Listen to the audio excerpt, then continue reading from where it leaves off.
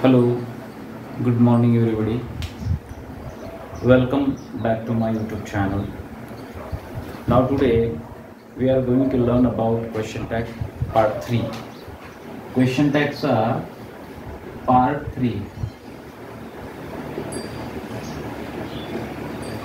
हा टॉपिक आपण आज त्या ठिकाणी लर्न करणार आहोत. यापूर्वी आपण क्वेश्चन टॅग पार्ट 1 पार्ट 2 या ठिकाणी घेतलेला आहे. आज आपण पार्ट 3 विषयी या ठिकाणी लर्न करणार आहोत. मागील तासिकेमध्ये आपण पार्ट 1 आणि पार्ट 2 मध्ये रूल नंबर 7 पर्यंत आपण कव्हर केलेला आहे. पार्ट नंबर 3 मध्ये आपण रूल नंबर 8, रूल 9, रूल 10 या टॉपिकवर आपण म्हणजे या रूल्सवर आपण त्या ठिकाणी डिस्कशन करणार आहोत. विद्यार्थी मित्रांनो, सांगितल्याप्रमाणे क्वेश्चन टॅग हा अत्यंत सोपा टॉपिक आहे. फक्त काही बेसिक रूल्स आपल्या लक्षात आपल्याला ठेवावे लागतील. We need to remember some basic rules which are related to question tag, then the topic will become very easy. मग हा टॉपिक आपल्याला खूप इझी होणार आहे. मग आता काय आहे तर क्वेश्चन टॅग्समध्ये आपल्याला पार्ट 3 मध्ये कशाविषयी आपल्याला डिस्कशन करायचं आहे, कोणत्या टॉपिकवर आपल्याला डिस्कशन करायचं आहे हे आपल्याला समजून घेणं गरजेचं आहे. ओके, तर रूल नंबर 8 आहे, if the subject of the sentence is that and these. Subject of the sentence is that and these. जर एखाद्या वाक्याची सुरुवात दॅट आणि दीजने झाली असेल, the beginning word is that and this, and it is in the form of subject. आणि मग that आणि these हे जर एखाद्या वाक्यामध्ये कर्त्याच्या भूमिकेमध्ये असतील, सब्जेक्ट ऑफ द सेंटेन्स म्हणून त्या ठिकाणी जर ते असतील, तर मग अशा वेळेस क्वेश्चन टॅग देताना काय करायचं आहे तर क्वेश्चन टॅग देताना we have to take the help of auxiliary and modal auxiliary verb. वाक्यामध्ये जे काही ऑक्झिलरी मॉडल ऑक्झिलरी आलेलं आहे त्याची मदत तर आपल्याला घ्यायचीच आहे, परंतु मग या धीस आणि दॅटच्या ऐवजी पर्सनल प्रोनाउन म्हणून आपल्याला काय रिप्लेस करायचं आहे हे आपल्याला समजून घेणं गरजेचं आहे. माझा रूल काय सांगतो की एखाद्या वाक्याची सुरुवात जर दॅट आणि दीजने झाली असेल, then the pronoun in the tag is it. आणि मग त्या धीस आणि दॅटच्या ऐवजी जे आपल्याला पर्सनल प्रोनाउन या ठिकाणी यूज करायचं आहे तर ते इट यूज करायचं आहे, हे लक्षात ठेवायचं आहे. वाक्याची सुरुवात जर धीस आणि दॅटने झाली असेल, आता बेसिकली धीस आणि दॅट हे कशासाठी यूज करतात याची कल्पना आपल्याला जवळपास आहेच. जवळच्या एखाद्या एका म्हणजे सिंगल थिंगचा आपल्याला त्या ठिकाणी उल्लेख करायचा असेल, धीस आणि दॅट हे डिमॉन्स्ट्रेटिव्ह प्रोनाउन सुद्धा आहे. हे ऍडजेक्टिव्हच्या भूमिकेमध्ये सुद्धा त्या ठिकाणी ते असतात. याला दर्शक सर्वनामी असं आपण म्हणतो. म्हणजे दूरच्या लांबच्या गोष्टीचा उल्लेख करण्यासाठी धीस आणि दॅटचा वापर केला जातो. मग जवळच्या एकासाठी काय यूज करतात तर त्या ठिकाणी धीस यूज करतात. थोड्या दूरच्या एकासाठी काय यूज करतात तर त्या ठिकाणी दॅटचा यूज करतात. मग धीस आणि that, these demonstrative pronouns are always used to indicate single things which are nearer, which is nearer or which is longer. मग ती लांब आहे किंवा जवळ आहे, परंतु एका गोष्टीचा उल्लेख करण्यासाठी दॅट आणि धीसचा त्या ठिकाणी वापर केला जातो. आणि म्हणून या सिंग्युलर हे जे काही डिमॉन्स्ट्रेटिव्ह प्रोनाउन आहेत जे सिंग्युलर आहेत, आणि म्हणून या सिंग्युलर दॅट आणि दीज हे जे सब्जेक्टच्या भूमिकेमध्ये येतात आणि म्हणून त्याच्याऐवजी इटचा वापर त्या ठिकाणी केला जातो. मग आता एक्झाम्पल आपण या ठिकाणी बघू जरा. हा एक रूल झाला. आता दीजचं जे प्लुरल फॉर्म होते ते होते दीज, दॅटचं प्लुरल फॉर्म होतो दोज. ओके, जसा दॅट आणि दीजच्या बाबतीत क्वेश्चन टॅग मध्ये रोल आहे तसा दीज आणि दोजच्या बाबतीत सुद्धा आहे. If subject of the sentence is these and those. जर आता एखाद्या वाक्याचा करता दीज असेल, एखाद्या वाक्याचा करता दोज असेल, तर मग अशा वेळेस काय करायचा, तर टॅग मध्ये आपल्याला सब्जेक्ट म्हणून त्या ठिकाणी दे घ्यायचं आहे. काय घ्यायचं आपल्याला, दे. आता देच काय घ्यायचं, मग इथे दॅट आणि दीजच्या ऐवजी आपण इट घेतलं, इथे दीज आणि दोजच्या ऐवजी आपल्याला दे घ्यायचं. का घ्यायचं, हे रिलेशन आपल्याला समजून घ्यायचं. मी अगोदरच सांगितलं आहे की दॅट आणि दीजचा वापर हा सिंग्युलर साठी केला जातो, तर दीज आणि दोचा वापर हा प्लुरल थिंग साठी केला जातो. जवळच्या अनेक वस्तूंचा, व्यक्तींचा उल्लेख करायचा असेल तर दीजचा वापर करतात, आणि लांबच्या अनेक वस्तूचा, व्यक्तीचा उल्लेख करायचा असेल तर दोजचा वापर करतात. दीज आणि दोज हे प्लुरल साठी वापरतात, आणि म्हणून त्याच्या ऐवजी जे काही प्लुरल पर्सनल प्रोनाउन आहे ते आपल्याला वापरायचं आहे. हे आपल्याला समजून घ्यायचं आहे. रूल नंबर 8 लक्षात आला. काय म्हटलं, जर वाक्याची सुरुवात दॅट आणि दीजने झाली असेल तर क्वेश्चन टॅग देताना दॅट आणि दीजला रिप्लेस करायचं, आणि त्याच्या ऐवजी जे पर्सनल प्रोनाउन लिहायचं आहे ते लिहायचं इट. का, कारण that and these are always use for singular things. Second rule त्याच्यामधला काय आहे, if the subject of the sentence is these and those. मग आता ऍट दॅट टाइम काय करायचं आहे, we have to replace these and those by using the personal pronoun, plural personal pronoun, plural that is they. कारण these and those are always use for singular things, plural things. These आणि दोजचा वापर हा plural things साठी केला जातो, आणि म्हणून त्या ठिकाणी देचा वापर करावा लागतो. लक्षात ठेवायचं, दॅट आणि दीज इट, दीज आणि दोज दे. जर क्वेश्चन टॅग मध्ये असे वाक्य आले असतील तर we can take some examples. बघा, first example, that is strange. That is strange. Okay, आता बिगिनिंग, या वाक्याची बिगिनिंग कशाने झालेली आहे, दॅट. मग हा दॅट काय आलेला आहे या ठिकाणी, तर सब्जेक्ट ऑफ द सेंटेन्स म्हणून त्या ठिकाणी तो आलेला आहे. वाक्याची सुरुवात दॅटने झालेली आहे. ऑक्झिलरी वर्ब त्या ठिकाणी इज आहे. मग याच्या अगोदरचे रूल्स आपण शिकलेलोच आहोत की जर वाक्य सकारात्मक असेल, होकारार्थी असेल तर क्वेश्चन टॅग नकारात्मक द्यायचा, वाक्य नकारात्मक असेल तर क्वेश्चन टॅग होकारात्मक द्यायचा. हे आपण या ठिकाणी लर्न केलेलंच आहे. म्हणून इजचं इजंट झालं. आता मुद्दा हा नाही, पॉइंट हा आहे की येथे इट का आलं, का आलं, कारण इथे वाक्याच्या सुरुवातीला दॅट आहे. काय आहे, that. So according to rule, नियमानुसार, if the subject of the sentence is that or these, that time we have to use the subject of the question tag is it. मग आपल्याला त्या ठिकाणी क्वेश्चन टॅग चा subject it वापरावा लागेल. Second example, दिस ने सुरू झालं, ऑक्झिलरी वर्ब इज आहे, वाक्य निगेटिव्ह आहे, त्या ठिकाणी क्वेश्चन टॅग दिला इज, आणि नंतर हे जे इट आलं, का आलं, कारण वाक्याची सुरुवात दीज ने झालेली आहे. त्यानंतर आहे these are our student. These are our student, हे आमचे विद्यार्थी आहेत. प्लुरल फॉर्म साठी या ठिकाणी याचा वापर केलेला आहे. दीज आर अवर स्टुडंट्स म्हटलं, आणि ऑक्झिलरी वर्ब कोणता आलेला आहे, आर आलेला आहे. परंतु या ठिकाणी दे का आलं, कारण वाक्याची सुरुवात ही दीज ने झालेली आहे. If the subject of the sentence is these and those, that time we have to use the subject of the question tag is they. मग क्वेश्चन टॅग काय यूज करायचा आपल्याला, दे. कारण काय, these हा प्लुरल फॉर्म साठी वापरलेला आहे. those are not our family member, ते आमचे कौटुंबिक सदस्य नाहीयेत. those are not म्हटलं, वाक्य निगेटिव्ह आहे, क्वेश्चन टॅग त्या ठिकाणी काय दिला, पॉझिटिव्ह दिला. पण आता दीजच्या ऐवजी या ठिकाणी काय यूज केलं बाळा, हो, दे. का, कारण दोज हा काय रिप्रेझेंट करतो, प्लुरल रिप्रेझेंट करतो, आणि म्हणून त्या प्लुरल डिमॉन्स्ट्रेटिव्ह जे प्रोनाउन आहे त्याच्या ऐवजी या ठिकाणी दे चा वापर या ठिकाणी केलेला आहे. ओके, तर रूल नंबर 8 आपल्या लक्षात आला. Rule number 9, so we have to discuss on rule number 9. If the subject of the sentence is everything, anything, something, nothing. आता क्वेश्चन टॅग मध्ये असे काही वाक्य येतात की त्या वाक्याच्या सुरुवातीला हे असे काही शब्द असतात, everything, anything, something and nothing. आता या वाक्याच्या शेवटी पहा, थिंग वापरलेलं आहे. थिंग आहे. प्रत्येक वाक्याच्या शेवटी काय आहे? थिंग आहे. आणि मग थिंग साठी एकंदरीतच थिंग साठी आपण इटचा वापर करत असतो.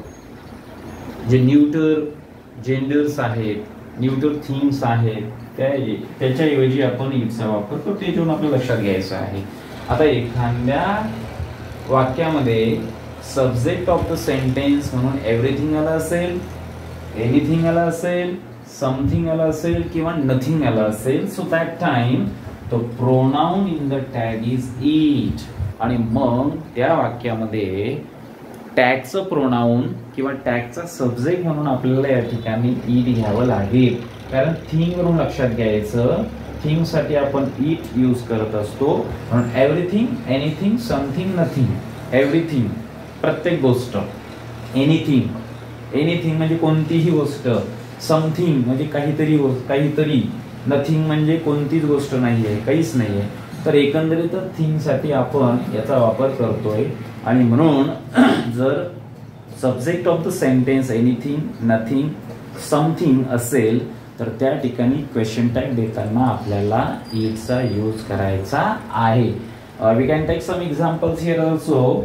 Everything is use, everything is use, everything is use. आता सब्जेक्ट ऑफ द सेंटेन्स या ठिकाणी एव्हरीथिंग आहे, त्यानंतर इज यूज हे इथपर्यंत वाक्य आहे. आता या ठिकाणी इज हे ऑक्झिलरी वर्ब म्हणून आलेलं आहे. आणि मग याच्याऐवजी आपण या ठिकाणी इजंट लिहिलं. का लिहिलं? कारण हे वाक्य, एवढं वाक्य काय आहे? पॉझिटिव्ह आहे. आणि पॉझिटिव्ह आहे म्हणून आपल्याला या ठिकाणी निगेटिव्ह क्वेश्चन टॅग द्यावा लागेल. पण या ठिकाणी एव्हरीथिंगच्या ऐवजी आपण काय लिहिलं? इट लिहिलं. Second example, anything can be done, anything can be done, काहीही होऊ शकते. Anything can be done. Okay, so modal auxiliary या ठिकाणी कॅन आलेलं आहे. वाक्य सकारात्मक आहे, होकारार्थी आहे, क्वेश्चन टॅग त्या ठिकाणी नकारात्मक द्यावा लागेल.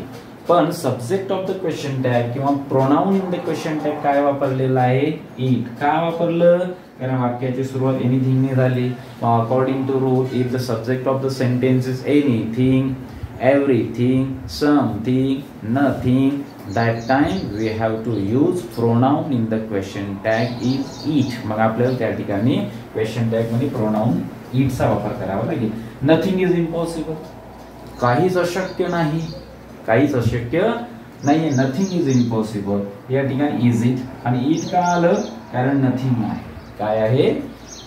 नथिंग आहे. Something should be happen, something should be happen. वाक्याची सुरुवात समथिंग आहे, मॉडल ऑक्झिलरी या ठिकाणी शुड आलेलं आहे, वाक्य होकारार्थी आहे, क्वेश्चन टॅग या ठिकाणी नकारार्थी आहे, शुडंट म्हटलं आपण. आणि मग हे इट का आलं? कारण वाक्याची सुरुवात समथिंग ने झालेली आहे. हे आपल्याला त्या ठिकाणी समजून घ्यायचं आहे. रूल नंबर 9 आपल्या लक्षात आला असेल. वाक्याच्या सुरुवातीला एव्हरीथिंग असेल, एनिथिंग असेल, समथिंग असेल, नथिंग असेल तर त्या ठिकाणी क्वेश्चन टॅग मध्ये आपल्याला प्रोनाउन म्हणून किंवा टॅगचा सब्जेक्ट म्हणून आपल्याला इटचा वापर करायचा आहे. Okay, so we can discuss on rule number 10. तर आपण या ठिकाणी आता रूल नंबर 10 वर डिस्कस करू.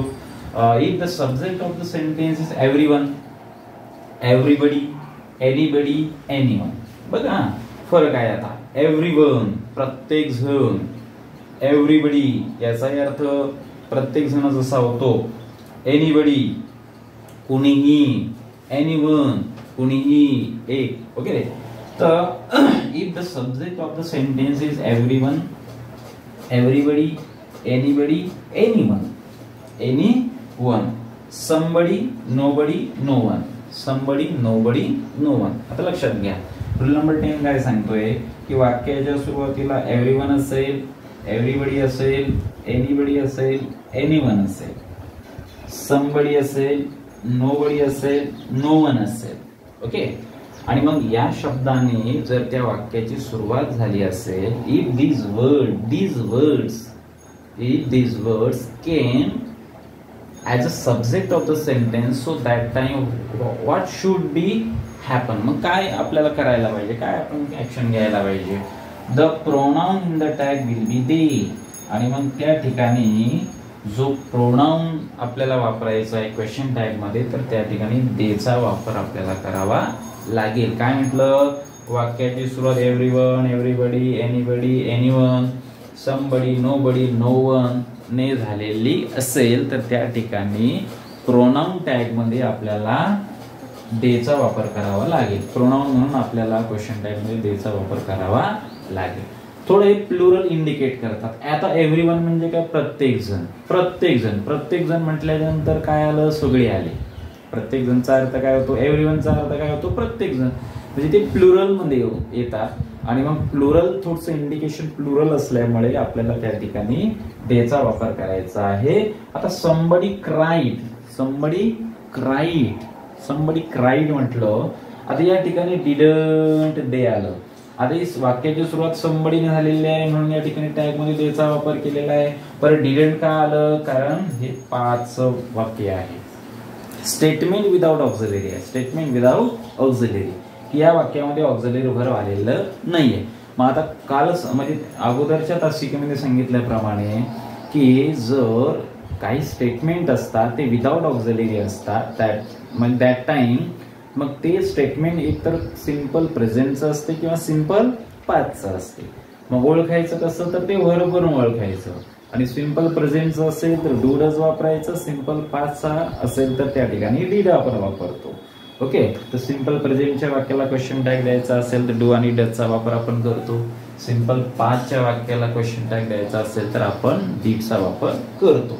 म्हणून या ठिकाणी क्राईड हे second form of the verb आहे आणि म्हणून एवढं वाक्य समबडी क्राईड, घटना घडून गेली, घडली, म्हणून सिंपल पास्ट आहे आणि म्हणून या ठिकाणी डिडंटचा वापर केलेला आहे. पण main point is that rule number 10 tells us that why they came here. इथे दे का आलं, का वाक्याची सुरुवात समबडीने झालेली आहे. समबडीने झालेली आहे आणि मग समबडी क्राईड डिडंट. समबडी नेमकं कोण रडलं, एकट्याविषयी नाहीये वाक्य. एक असू शकतो, 2 असू शकतो, 3 असू शकतात रडणारे. प्लुरल साठी त्या ठिकाणी ते यूज केलेलं आहे आणि म्हणून या ठिकाणी देचा वापर आलेला आहे. एव्हरीबडी चीयर्ड, प्रत्येक जण. एव्हरीबडीचा अर्थ काय होतो, प्रत्येकाने आनंद व्यक्त केला. एव्हरीबडी चीयर्ड, प्रत्येकाने म्हणजे काय, मग प्लुरल फॉर्म आला आणि म्हणून हे प्लुरल इंडिकेशन आहे आणि म्हणून या ठिकाणी देचा वापर केलेला आहे. Okay, someone can do it, can't they. Modal auxiliary या ठिकाणी आलेला आहे.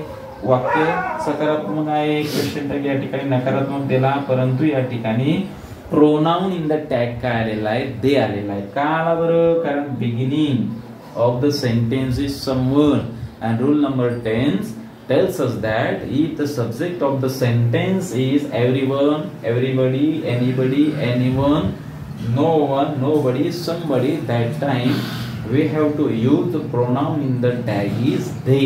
मग आपल्याला टॅग मध्ये प्रोनाउनचा वापर दे करायचा आहे. Okay, so see the last example. anybody will take up the challenge. anybody will take. anybody चा अर्थ काय होतो, कुणीही म्हटल्याच्या नंतर we cannot talk about the particular person. आपण इथे एका व्यक्तीविषयी नाही बोलू शकत. एनीबडी म्हटल्याच्या नंतर काय, कुणीही. Anybody can solve this. आता क्लासमध्ये जर आपण या ठिकाणी विचारलं come, you have a freedom, anybody can solve this problem. या कुणीही ते प्रॉब्लेम सोडवू शकते. ओके, कुणीही म्हटल्याच्या नंतर अनेक आले आणि मग प्लुरल इंडिकेशन्स आहे आणि प्लुरल इंडिकेशन्स असल्यामुळे या ठिकाणी देचा वापर केलेला आहे. आता विल टेक, विलचं ओंट का झालं, कारण विल प्लस नॉट याचं जे कॉन्ट्रॅक्टेड फॉर्म आहे तो विलंट होत नाही तर तो ओंट होतो. काय होतो, ओंट होतो. म्हणून कन्फ्युज व्हायचं नाही. जसं आय एम प्लस नॉट हे ऍम्प होत नाही तर त्या ठिकाणी आरंट होते. काय होते, aren't. Okay, so understand this. Will plus not won't, not willn't. Am plus not not am, aren't होते. काय होते, आरंट. तर हे लक्षात घ्यायचं आहे. ओके, तो रूल नंबर 10 पर्यंत आपल्याला या ठिकाणी लक्षात आलं असेल. तर 10 पर्यंत आपण त्या ठिकाणी डिस्कशन केलं होतं की एव्हरीवन असेल, एव्हरीबडी असेल, नोबडी असेल, नो वन असेल तर त्या ठिकाणी क्वेश्चन टॅगमध्ये प्रोनाउन म्हणून आपल्याला देचा यूज करायचा आहे. So now we can discuss on rule number 11. आता rule number 11 which is very important, यावर आपण डिस्कशन त्या ठिकाणी करणार आहोत. If there is use as the subject of the sentence. जर एखाद्या वाक्याचा सब्जेक्ट हा देर आला असेल, काय असं आला असेल, देर, THERE, आणि मग देर जर एखाद्या वाक्याचा सब्जेक्ट म्हणून त्या ठिकाणी तर त्या वाक्यामध्ये तो आला असेल तर क्वेश्चन टॅग मध्ये आपल्याला देताना, क्वेश्चन टॅग देताना subject of the question tag or pronoun in the question tag we should not change. We have to keep it as it is or as the same. आणि म्हणून म्हटलेलं आहे the same. म्हटलं काय म्हटलं, same. If there is used as the subject of the sentence, जर वाक्याच्या सुरुवातीला there हा कर्ता म्हणून त्या वाक्यामध्ये आला असेल, the same there is used in the tag, की तो देर जसाच्या तसाच आपल्याला क्वेश्चन टॅग मध्ये त्या ठिकाणी वापरायचा आहे. The same there is use in the question tag म्हटलं, त्याच्यामध्ये कोणताही बदल करायचा नाहीये. हा रूल नंबर 11 आहे. सोपा आहे, अवघड नाहीये. लक्षात घ्यायचं फक्त की वाक्याच्या सुरुवातीला जर देर असेल, सब्जेक्ट म्हणून तो देर असेल आणि क्वेश्चन टॅग मध्ये आपल्याला देरच्या ऐवजी काही दुसरा शब्द वापरायचा नाही, तर देर असेल तर देरच टॅग मध्ये आपल्याला वापरायचं आहे, हे समजून घ्यायचं आहे. There was a lot of fun. There was a lot of fun. आता वाक्य पॉझिटिव्ह आहे म्हणून आपण या ठिकाणी निगेटिव्ह वजन केलं, परंतु आता या टॅगला जो काही आपण सब्जेक्ट या ठिकाणी दिला किंवा या ठिकाणी प्रोनाउन जे आपण वापरलेला आहे तर देर आहे, तर इथे देरच आपण कायम ठेवलेला आहे, आपण चेंज केलेला नाहीये. You can observe the second example, there is a ghost. There is a ghost. Okay, तिथे भूत आहे. आता वाक्यामध्ये इज हे ऑक्झिलरी वर्ब म्हणून वापरलेलं आहे. वाक्य होकारार्थी आहे, क्वेश्चन टॅगमध्ये या ठिकाणी नकारार्थी दिलेला आहे, परंतु आता या टॅगचा जो काही सब्जेक्ट आहे तो आपण या ठिकाणी देर ॲज इट इज ठेवलेला आहे. कारण रूल काय सांगतो आपल्याला, जर एखाद्या वाक्याची सुरुवात देरने झाली असेल तर क्वेश्चन टॅगमध्ये देरच जसेच्या तसे ठेवावे, म्हणजे देर या शब्दामध्ये कोणताही बदल करू नये. हा रूल नंबर 11 आहे. देर is use as the subject of the sentence, the same there is use in the tag, की सेम ॲज इट इज तो शब्द जो आहे देर तो आपल्याला टॅग मध्ये प्रोनाउन म्हणून किंवा सब्जेक्ट ऑफ द टॅग म्हणून त्या ठिकाणी जसा तसा ठेवायचा आहे. So now we are going to discuss on a very important part of the question tag, that is question tag for imperative sentence. आता इम्परेटिव्ह सेंटेन्सला क्वेश्चन टॅग काय द्यायचा आहे.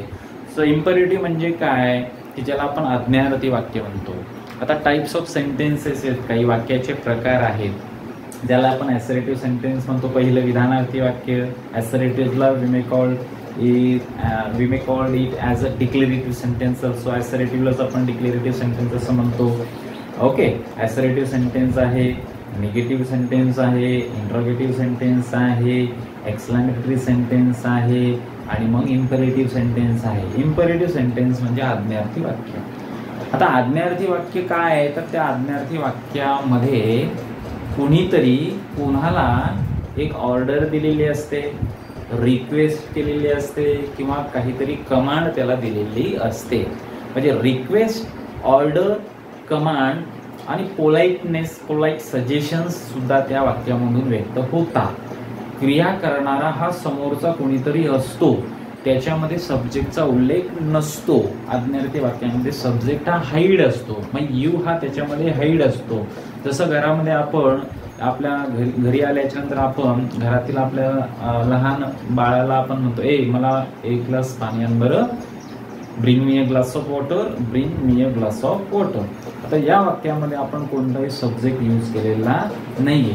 नेमकं कुणाला आपण सांगितलं ते आहे, ते गृहीत, ते म्हणजे ते लक्षात आहे, त्याच्यामध्ये क्रिया करणारा आपल्या समोर आहे, तो आपण लक्षात घेतलेला आहे, म्हणून त्याच्यामध्ये यू हा हाईड असतो. म्हणजे इम्परेटिव्ह सेंटेन्समध्ये यू हा हाईड असतो. ओके, आता इम्परेटिव्ह सेंटेन्स मुद्दा हा आहे की इम्परेटिव्ह सेंटेन्सच्या वाक्याला टॅग काय द्यायचा. The standard tag of the imperative is, standard tag म्हटलेला आहे. इम्परेटिव्ह सेंटेन्सचा जो काही टॅग आहे तो स्टँडर्ड टॅग असतो विल यू. काय असतो, विल यू. म्हणजे आज्ञार्थी वाक्याला नेहमी क्वेश्चन टॅग विल यू द्यावा. काय द्यावा, विल यू द्यावा. But we can use won't you. पण काही वेळेस आपण विल यू न वापरता वोंट यू सुद्धा वापरू शकतो. If there is a slight suggestion of negation in that sentence. त्या आज्ञार्थी वाक्यामध्ये समोरचा जर कुठेतरी आपल्याला असं वाटलंय की तो क्रिया करत नाही, तो ऐकत नाहीये, ते निगेशन आहे, त्यावेळेस आपण वोंट यूचा वापर करू शकतो. सगळे काही आज्ञार्थी वाक्य आहेत ज्याला आपण ज्या ऑर्डर दिलेल्या आहे, ज्या कमांड दिलेल्या आहे, जी रिक्वेस्ट आपण समोरच्याला केलेली आहे ती होकारार्थीच असेल असं नाहीये, तो करेलच असं नाहीये. आपण दिलेली आज्ञा, आपण दिलेली कमांड आहे, ऑर्डर आहे, तो नाकारू सुद्धा शकतो. आणि म्हणून त्या वाक्यामध्ये जर आपल्याला कुठेतरी आपण एखाद्याला कमांड दिली आणि त्याच्यामध्ये समोरच्याचं क्रिया जर निगेशन सारखी असेल, तो नकारात्मक असेल, तर अशा वेळेस आपण वोंट यूचा सुद्धा वापर करू शकतो. काय म्हटलं, standard type of the imperative will you, but we can use won't you too. पण आपण वोंट यूचा सुद्धा इम्पेरेटिव्ह सेंटेन्सच्या वाक्याला टॅग देताना वापर करू शकतो. आता विल यूला स्टँडर्ड टॅग म्हटलेला आहे, वोंट यूला स्टँडर्ड टॅग असं म्हटलेलं आहे. आता काय म्हटलं, there is a perhaps a slight suggestion that might be expecting the answer to be no.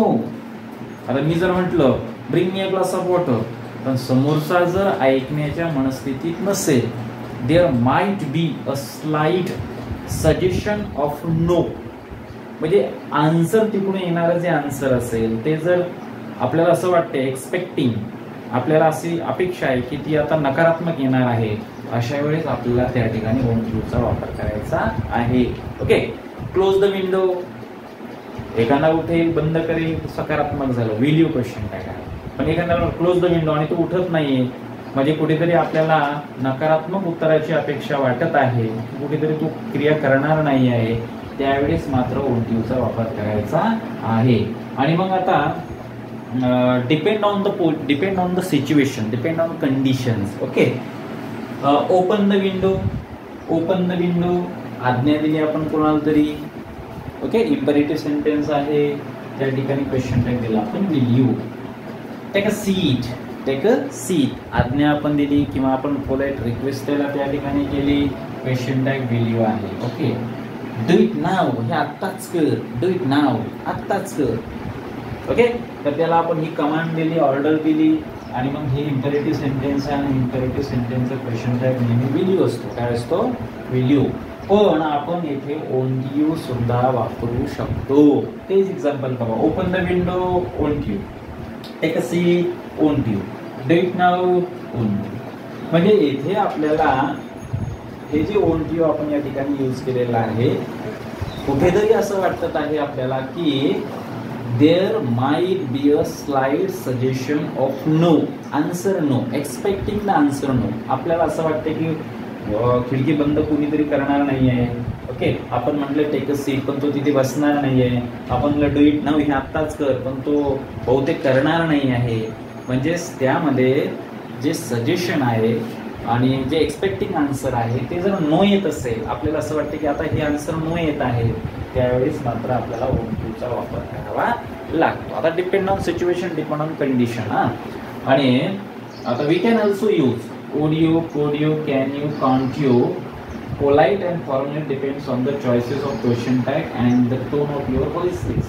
आता बघा, क्वेश्चन टॅग इम्पेरेटिव्ह सेंटेन्सच्या क्वेश्चन टॅगला आपण विल यूज वापरायचं आणि वोंट यूज वापरायचं का, तर नाही. तर आपण इम्पेरेटिव्ह सेंटेन्सला क्वेश्चन टॅग वुड यू सुद्धा देऊ शकतो, वुड यू सुद्धा देऊ शकतो, कॅन यू सुद्धा देऊ शकतो, कांट यू सुद्धा देऊ शकतो. कारण काय, जेव्हा इम्पेरेटिव्ह सेंटेन्समध्ये वेगवेगळ्या भावना व्यक्त होतात आणि ते sentence depends on the conditions असतात. ओके, त्याच्यामधून कधी पोलाइटनेस व्यक्त होते, कधी ऑर्डर व्यक्त होते, कमांड व्यक्त होते, त्या ठिकाणी कधी कधी निगेशन्स व्यक्त होते. ओके, एखादी गोष्ट करणं कंपल्शन आहे, अशा प्रकारची भावना सुद्धा त्यातून व्यक्त होते. आणि म्हणून या ठिकाणी काय म्हटलं की politeness and formality depends on the choices of question tag and the tone of your voices. की समोरच्याला आपण म्हणजे अत्यंत सभ्यपणे आज्ञा देतो का, पोलाइटली आपण आज्ञा देतो का, की आपण कठोर शब्दात त्याला आज्ञा देतोय, ऑर्डर देतोय, कमांड देतोय. म्हणजे पोलाइटनेस आपल्या बोलण्यात आहे का, आपल्या बोलण्यात हार्डनेस आहे का, आपल्या कमांडमध्ये रफनेस त्या ठिकाणी आहे का, त्याच्यामध्ये थोडं पोलाइटनेसची भावना आहे का, आणि हे डिपेंड करते आपल्या टोन ऑफ व्हॉइसेसवर. टोन ऑफ व्हॉइस म्हणजे आपली बोलण्याची जी पद्धत आहे. आणि मग त्यानुसार sometimes we can give such a sentences a question tag as it is would you, could you, can you, can't you. आणि मग आपण अशा इम्परेटिव्ह सेंटेन्सला वुड यू हा सुद्धा क्वेश्चन टॅग देऊ शकतो, वुड यू हा सुद्धा क्वेश्चन टॅग देऊ शकतो, कॅन यू हा सुद्धा क्वेश्चन टॅग देऊ शकतो, आणि कांट यू हा क्वेश्चन टॅग सुद्धा देऊ शकतो.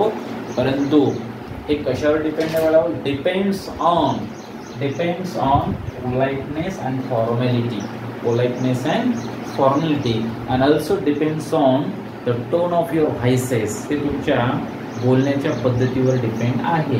म्हणजे इम्परेटिव्ह सेंटेन्सला आपण विल यू हा क्वेश्चन टॅग देऊ शकतो, वोंट यू हा क्वेश्चन टॅग देऊ शकतो, निगेशन असेल तर वोंट यू देऊ शकतो, वुड यू देऊ शकतो, कुड यू देऊ शकतो, कॅन यू, कांट यू या मॉडल ऑब्झर्विंगचा वापर सुद्धा आपण क्वेश्चन टॅग देताना करू शकतो.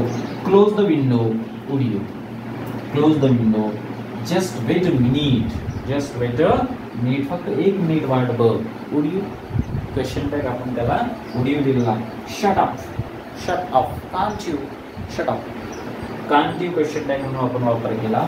ओपन द डोअर, कुड यू पोलाइटनेस आहे त्या ठिकाणी. गिव्ह मी अ हँड, गिव्ह मी अ हँड पोलाइटनेस आहे त्या ठिकाणी कुड यूचा वापर केला. Close the window, close the window, तर याच्यामध्ये थोडीशी म्हणजे पोलाइटनेसच येते याच्यामध्ये सुद्धा, त्या ठिकाणी कांट यूचा वापर केलेला आहे. म्हणजे इम्परेटिव्ह सेंटेन्सला आपण कुड you, would you, can't you, okay, त्याच्यानंतर विल यू, वोंट यू चा वापर करू शकतो. इम्परेटिव्ह सेंटेन्स वाक्य चुकणार नाही. एखाद्या इम्परेटिव्ह सेंटेन्सला जर तुम्ही कुड यू हा क्वेश्चन टॅग दिला असेल तर वाक्य चुकणार नाहीये. कॅन यू दिला असेल तर वाक्य तेही चुकणार नाहीये. विल यू, वोंट यू दिला असेल तेही चुकणार नाही. Standard tag of the imperative म्हटला. Standard tag for the imperative sentences is will you and won't you. आता वोंट यू केव्हा यूज करायचं की जेव्हा कुठेतरी निगेशन, एक्सपेक्टिंग आन्सर हे नो आहे तेव्हा मात्र वोंट यूचा वापर करायचा आहे. ओके, सगळ्यात महत्त्वाची नोट लक्षात ठेवायची आहे कथा. Note that with negative imperative only will you is possible. जर एखादा आज्ञार्थी वाक्य मुळातच नाही निगेटिव्ह असेल, काय असेल, मुळातच निगेटिव्ह असेल, डोंट डू दिस, हे करू नको, डोंट डू दिस, हे करू नको, डोंट डू स्मोकिंग, ओके, हे जे थोडं निगेशन त्याच्यामध्ये आहे, हे करू नको म्हणजे आज्ञा आपण दिली पण ती नकारात्मक आहे, तेव्हा मात्र क्वेश्चन टॅग विल यूज येईल. ओके, येथे मात्र वोंट यू तुम्ही यूज करू शकणार नाही. डायरेक्ट जर इम्परेटिव्ह सेंटेन्समध्ये निगेटिव्ह भावना असेल, नकारात्मक भावना असेल किंवा ते इम्परेटिव्ह सेंटेन्स निगेशनचं असेल तर त्या ठिकाणी विल यूज हा क्वेश्चन टॅग द्यावा. फॉर एक्झाम्पल बघा, don't forget to post the letter. पत्र पोस्टामध्ये पोस्ट म्हणजे टाकायचं विसरू नको. काय म्हटलं, डोंट फॉरगेट, विसरू नको. आज्ञा दिली, कशाची आज्ञा दिली, पत्र पोस्टात टाकायचं आहे. Don't forget to post the letter, don't forget to post the letter. या ठिकाणी डोंट अगोदरच वापरलेला आहे. विसरू नको म्हटलं, काय म्हटलं, विसरू नको. आज्ञा तर दिली कुणाला, ऑर्डर तर दिली कुणाला, काम तर कुणाला सांगितलं, पण विसरू नको असं म्हटलं. क्वेश्चन टॅग या ठिकाणी विल यू काय आहे, विल यू आहे. बघा, डोंट स्टे देअर लॉंग, तेथे फार काळ थांबू नको, तेथे फार काळ थांबू नको. Don't stay there long imperative sentence आहे, त्याच्यामध्ये काय आहे, निगेटिव्ह इम्पेरेटिव्ह आहे. हे जी वाक्य आहेत ही दोन वाक्य निगेटिव्ह इम्पेरेटिव्हची आहेत, नकारात्मक आज्ञार्थी आहे. आणि मग नकारात्मक आज्ञार्थी वाक्य जर असेल तर बिनधास्तपणे त्या ठिकाणी विल यूचा वापर करायचा आहे. ओके, परंतु काही आज्ञार्थी जे होकारार्थी वाक्य असतात, कधी कधी त्याच्यामध्ये एक्सपेक्टिंग आन्सर आपल्याला नो असं वाटतंय, त्या टायमात आपण वोंट यूचा सुद्धा वापर करू शकतो.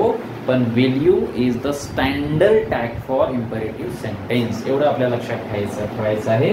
आणि काही imperative sentenceला आपण त्या ठिकाणी would you, could you, can you, can't you, would you, could you, can you, can't you असा सुद्धा क्वेश्चन टॅग येऊ शकतो, हे लक्षात ठेवायचं आहे.